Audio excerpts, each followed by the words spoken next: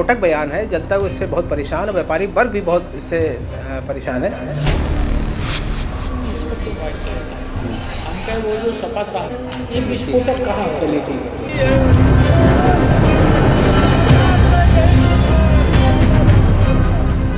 तो व्यापारी वर्ग को परेशान है? कोई परेशान नहीं है, आपकी गलतफहमी है, आपको कहीं से गलत जानकारी है। उन्होंने समाज के अंदर लोगों से आग्रह किया है कि प्रधानमंत्री जी अपने काफिले में जितनी उनके काफिले में पेट्रोल का खर्च होता है, क्या वो काफिले में कटौती करेंगे? क्या मुख्यमंत्री इनके कटौती करेंगे? क्या इनके सारे आईपीएस, आईएएस, पीसीएस और बीपीएस अपने यात्रा में साधनों का कटौती करेंगे? तो कटौती कोई नहीं करेगा। ये कटौती उन्हीं के लिए वाहन है जिनके पास आज भी साइकिल नहीं है, जैसे मेरे जैसा लोग। हम देश विदेश में जाए, एप्टिन फाइल बनाए, अयाशी करें। हम तुम्हारे जैसे अंध भक्तों को जो 142 करोड़ में है, अब 142 करोड़ इसलिए कहना पड़ रहा है कि अगर 24 में थोड़ा सा धक्का देके पूरी तरीके से इसको खत्म कर दिया होता तो आज ये हम दिन आपको 142 करोड़ आवाम को सुनना नहीं पड़ता। और वो कह रहा है कि साल भर तक अपने घर की शादियां रोक दो। अरे तुमने तो बीवी छोड़ दी, नहीं तो आज बच्चे होते। नमस्कार, मैं हूं नकुल वर्मा और आप देख रहे हैं इंडिया जंक्शन। इंडिया जंक्शन की आज हम जनता से बात करेंगे। जो प्रधानमंत्री ने जो बयान दिया है और एक चौंकाने वाला बयान दिया है, जिसमें तो कहा गया है कि वो लोग 1 साल तक सोना ना खरीदे और भी बहुत सी चीज़ों का सुनिश्चित करें। तो ये क्या है, जनता से पूछेंगे कि सोना ना खरीदे। ये चुनाव से के बंगाल चुनाव के बाद ये बयान आने का क्या मतलब है, जानते क्या आप? इस बयान से क्या लग रहा है प्रधानमंत्री की आपको? हमको लगता है कि ये देश ने तो मोदी जी को प्रधानमंत्री बनाया, लेकिन इन्होंने कहा कि साहब मैं प्रधानमंत्री नहीं हूं, मैं देश का चौकीदार हूं। कभी कभी मोदी जी ने अपने आंतरिक भावना को ये प्रदेश और देश के पटल पर रखते हैं। इन्होंने कहा कि साहब ये सोना जो है, भारत की अर्थव्यवस्था के लिए सोना पर प्रतिबंध लगाना समय की पुकार है। बहुत अच्छी बात है, हम बधाई देते हैं। सोना अभी 1 साल पहले ये प्रधानमंत्री ने कहा कि अगर कांग्रेस की सरकार केंद्र में आती है तो ये समाज का मंगलसूत्र भी छोड़ दे। ये प्रधानमंत्री के सवाल है। एक सवाल इस पे मेरा है प्रधानमंत्री जी से कि प्रधानमंत्री जी ये बता दें कि सोना क्रय विक्रय में, सोना आयात निर्यात, सोना से जुड़े लोगों में अगर 1 करोड़ परिवार उसी सोना से अपना जीवन यापन करता है, ये मेरा पहला सवाल है कि आखिर घोषणा करने से पहले भारत का सबसे संवैधानिक और बड़ा पद पर आप विराजमान है, जो आपने अपने कायदत से खेला है, जो राष्ट्र के विश्वास से खेला है, जो आवाम के आपके फेलोर पॉलिसी का जो खामियाजा शिकार होना पड़ा है। आप बता दीजिए कि 1 करोड़ लोगों जो सोना से अपना जीवन यापन करते हैं, उनके लिए आपके पास क्या पॉलिसी है? दूसरी बात कि हर करोड़ हमारी बेटी बहनों का जो मांग में सिंदूर पड़ता है, हम गहना नहीं दे सकते, अच्छी बात, हम नहीं, हमारे पास नहीं है, हम नहीं देंगे, लेकिन मंगल सूत्र तो देना ही पड़ेगा। अब यह सवाल के सामने, राष्ट्र के सामने सवाल है कि हमारी बेटी और बहन बिना मंगलसूत्र का विवाह कैसे कर सकती है? तो दूसरा सवाल। अब तीसरा सवाल ये है कि प्रधानमंत्री जी अपने काफिले में जितनी उनके काफिले में पेट्रोल का खर्च होता है, क्या वो काफिले में कटौती करेंगे? क्या मुख्यमंत्री इनके कटौती करेंगे? क्या इनके सारे आईपीएस, आईएएस, पीसीएस और पीपीएस अपने यात्रा में साधनों का कटौती करेंगे? तो कटौती कोई नहीं करेगा। ये कटौती उन्हीं के लिए वाहन है जिनके पास आज भी साइकिल नहीं है, जैसे मेरे जैसा लोग, मेरे जैसे लोग जिनके पास साइकिल भी नहीं है। तो हम तो इसी तरह कटौती के परिधि में हैं। हमारे पास तो कोई पेट्रोल यूज करने का साधन ही नहीं है। अब रह गया सवाल कि प्रधानमंत्री की जो विदेश नीति है, जो तेल का संकट है, जो देश का सोना है, आपने वही पहुंचाया जहां चंद्रशेखर जी ने भारत के सोना को पहुंचाया था। आपने बैंक ऑफ जर्मनी और बैंक ऑफ इंग्लैंड तो सवाल तो खड़ा होता है ना कि अब सोना जो है भारत की अर्थव्यवस्था, सोना के दहलीज पर हम पूरे अंतर्राष्ट्रीय मंच को गवर्न करते हैं। तो आपके पास कोई विदेश आर्थिक नीति तो है नहीं, आपके हिंदुस्तान का कोई, आप जब से हैं हमारी जितने, हमारे अटल जी ने, बीपी सिंह ने, मुरारजी देसाई ने, तमाम हमारे प्रधानमंत्रियों ने जो भारत की अंतरराष्ट्रीय लाइन को जो आपको हैंड ओवर किया था, उसका चीरहरण आपने किया है प्रधानमंत्री जी, और उसका खामियाजा आज देश भुगतने के लिए, देश को संकट में डालने के लिए, देश का मजाक उड़ाने के लिए, और अपना मजाक उड़वाने में आपको महारत हासिल है। अगर यही देश का प्रधानमंत्री जंग से पहले अगर सोना के मापदंड पर हथियार डाल देता है, तेल के मापदंड पर हथियार डाल देता है, तो याद रखिएगा 1952 से लेकर के वो 2026 के बीच आप पहला भारत के प्रधानमंत्री जो अंतर्राष्ट्रीय मंच पर भारत को शिकार बना करके, भारत की मर्यादा को गिरा करके, भारत का चीरहरण करा करके, असलम गछाम करके आपने हथियार डाल दिया है। ये भाजपा ही कर सकती है, संघ परिवार ही कर सकता है। धन्यवाद, बहुत बहुत बधाई। लेकिन बीजेपी कह रही है जो सोना को हमने जनता से जो अपील करी है उसकी वजह ये है कि अंतर्राष्ट्रीय में हमारा जो रुपया कीमत जो कम हो गई है उसको सही करने के लिए हम कर रहे हैं। हम तो एक बात पूछते हैं कि ये सोना को लेकर आ गए, सोना से संबंधित जो करोड़ों लोग सोना से जो जीवन यापन भारत का करते हैं, उनके बारे में भी एक लाइन का पॉलिसी आप बना दिए होते कि सोना का आप दुकान जब बंद कराएंगे, सोना का क्रय विक्रय बंद होगा, तो परिवार तो कल सड़क पर आ जाएगा। 1 करोड़ परिवार सड़क पर कल भारत में दिखाई देगा। बकवास करते हैं आप। कई व्यापारी तो अभी भी सड़कों पर उतर आए हैं। वो तो उतरेंगे। आप जो है ये घर है आपका, जल जाएगा आपके चिराग से।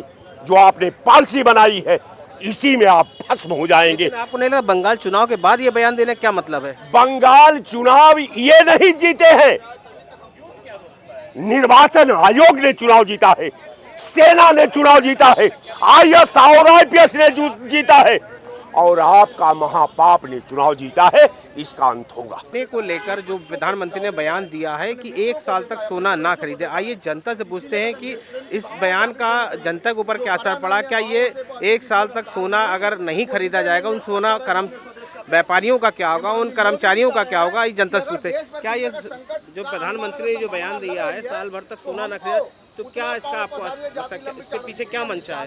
पहले तो मैं उन बहनों को शुक्रिया अदा करना जो लखनऊ से दिल्ली पद यात्रा कर रही हैं महिला बिल के लिए 33% के, उनको बहुत बहुत बधाई। माननीय प्रधानमंत्री जी ने जो कहा है ठीक कहा है। आज देश में जो दुनिया की स्थितियां हैं, ईरान और अमेरिका और जो युद्ध चल रहा है, उसके आधार पर कहा है कि जिस तरह से विदेशी करेंसी हमारे देश में रहे, हम पेट्रोल का दुरुपयोग ना करें। जैसे कुछ लोग हैं, बड़े घर के लड़के हैं, 10-10 गाड़ियों से चलते हैं, रील बनाते हैं, खाली भौकाल के लिए चलते हैं। कुछ लोग हैं सोना खरीदे ले रहे हैं, खाली दिखावा के लिए 20 तोले की गले में चैन है। माननीय प्रधानमंत्री जी ये नहीं कह रहे कि सोना ना खरीदो कि दुकान बंद कर दो। जहाँ ज़रूरत है उसका उपयोग करिए, वो मना नहीं कर रहे हैं। जहाँ उपयोग है वहाँ गाड़ियों का उपयोग करिए, जाइए जहाँ ज़रूरत है, लेकिन दुरुपयोग ना करिए। इसलिए जब घर का मुखिया होता है, जब घर में हमारे लोगों का ज़रूरत होती है कि ये चीज़ की सॉल्टेड है, महंगा है, तो हम लोग क्या कहते हैं घर में, भैया याली दाल कम बनाओ। बंद तो नहीं कर देते हैं कि याली दाल ही नहीं खाना है, उसको कम डालते हैं, जो सही है वो डालते हैं। तो माननीय प्रधानमंत्री अपने देश के मुखिया हैं, घर के परिवार के। मतलब आपको लगता है वो जो बयान दिए सही दिए? निश्चित तो देश को, भारत को विश्व गुरु बनाने के लिए, भारत को विकसित राष्ट्र बनाने के लिए निश्चित रूप से अपनी जनमानस से कह रहे हैं कि जो चीज़ की समस्या है उसका उपयोग कम करिए। जो विदेश से तेल आता है, डीजल आता है, इसका उपयोग कम करिए। जहाँ से कोशिश करिए, जहाँ ज़रूरत है वहाँ उपयोग करिए। लेकिन विरोधी दल तो कह रहे हैं जो इस तो सीधे वर्ल्ड बैंक तक को सोना पहुंचाया जा रहा, मोदी जी पहुंचा रहे, देश को बेचे डाल रहा, ऐसा कह रहे हैं। अरे विरोधियों की तो हालत ख़राब है। खिसियानी बिल्ली खंबा नोचे। पूरी देश की जनता ने नकार दिए। जहाँ चुनाव होते हैं हार जाते हैं, कोई पूछता है नहीं तो कुछ नहीं। अब क्या करते कि देश मोदी का विरोध करते करते देश का भी विरोध करने लगे ये विपक्ष के लोग। देश के बारे में इनके कोई भाव नहीं है कि देश कैसे आगे, खाली मोदी का विरोध करो। मोदी का विरोध करते करते देश का करने लगे तो देश की जनता ने इनको यहाँ से हटा उठू के महासागर में फेंक दिया, हिंद महासागर में, क्योंकि अब ये विपक्ष बचा है नहीं। जनता ने उखाड़ के फेंक दिया। तो राहुल अखिलेश का क्या होगा?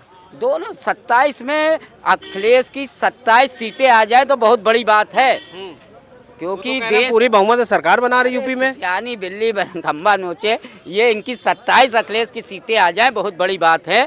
ये आपस ही में देख लें, इनका देख लिए जिस तरीके से देश की जनमानस, उत्तर प्रदेश की जनता माननीय हिंदू हृदय समाज योगी आदित्यनाथ के साथ है। लॉ एंड ऑर्डर चुस्त दुरुस्त है। आज कोई भी गुंडागर्दी नहीं कर सकता, किसी की ज़मीन पर कब्जा नहीं कर सकता, किसी बहुबाटी को उठा नहीं सकता, किसी का अपहरण नहीं कर सकता है। अगर कोई करता है तो अगले चौहरे पे यमराज उनका सामना करना पड़ता। मतलब आप मानते हैं कि 27 में फिर बाबा ही आएंगे? निश्चित रूप से डबल इंजन की सरकार आएगी। बाबा योगी आदित्यनाथ के नेतृत्व में 2027 में उत्तर प्रदेश में फुल बहुमत की सरकार बनेगी। कहना चाहेंगे जी, जो प्रधानमंत्री जो बयान दिया है सोने को लेकर, तो ये कितना बयान तर्कपूर्ण है आपको लगता है? 2013-14 में जब अभी लोकसभा का चुनाव नहीं हुआ था तो नरेंद्र मोदी ने कहा था कि रैली और रोड शो में कितना पैसा खर्च होता है, कितने साधन जुटाए जाते हैं, उसमें डीजल पेट्रोल का खर्चा भी आप जोड़ लीजिए, है ना। सबका तो जुड़वा दिए। सुन तो लीजिए। उसमें प्रधानमंत्री ने कहा था क्यों ना वीडियो कॉन्फ्रेंसिंग के जरिए रैलियां की जाए, क्यों ना देश का पैसा बचाया जाए। क्या ऐसा किया प्रधानमंत्री ने?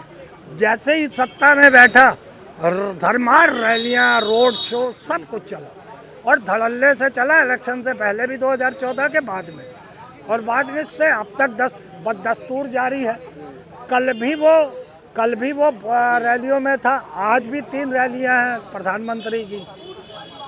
तो सीख क्या दे रहे हो? ये तो लोगों को समझ में आ रहा है कि तुम एक जाहिल, एक बेवकूफ़ से ज़्यादा कुछ बड़े प्रधानमंत्री नो, एक जाहिल प्रधानमंत्री। तुम सोना नहीं लो, तुम पेट्रोल नहीं लो, तुम डीजल नहीं लो, तुम खाने का तेल नहीं लो, तो जिएगा कैसे आदमी? है? तो आदमी जिएगा कैसे अगर मूलभूत चीज़ें नहीं लेगा? बात जी आपके जीने की थोड़ी है। प्रधानमंत्री जिएगा। आप तेल ना बचाओ, आप डीजल बचाओ, आप खाने का तेल बचाओ, आप गैस बचाओ, अय्याशी हमको करने दो।